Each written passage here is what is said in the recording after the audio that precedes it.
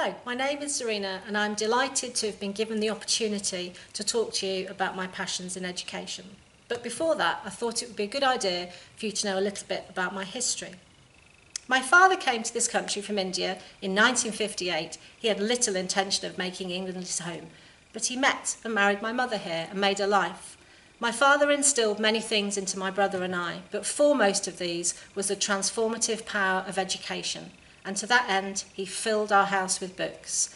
Every corner, every shelf, there were books and books and books. In addition to that, in the small Yorkshire village in which I grew up, we were lucky enough to have a library, and I cycled there every Saturday morning and chose my precious 3 books, which I then took home, and I could be found up the tree house, curled up in a chair in the lounge, reading.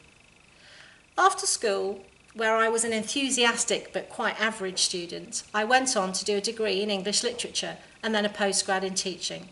I've now been teaching for more than 30 years, and although I would be the first to admit that I fell into teaching, I would also admit with equal conviction that I feel blessed every day that I chose this career.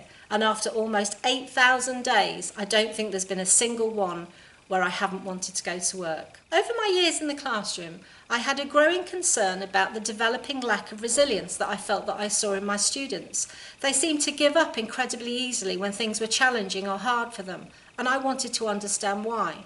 In addition, I was beginning to realise that the education system that held the curriculum didn't really allow for opportunities for the children to develop the skill set that I felt that they needed. We were teaching 21st century children who had information available to them at the flick of a button. But where was the opportunity in the curriculum for them to show their resilience, their initiative and their tenacity?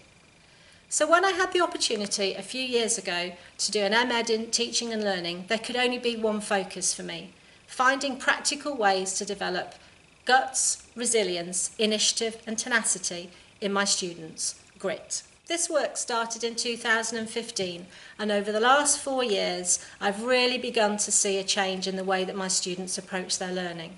I've had opportunities to talk to colleagues in lots of different settings about the impact of grit, and I know that some of them have taken on the mantle. A mini revolution is coming. It's still early days, but I feel confident that things are beginning to change. But most importantly, I really believe that the grit approach to learning is having a massive positive impact on the students.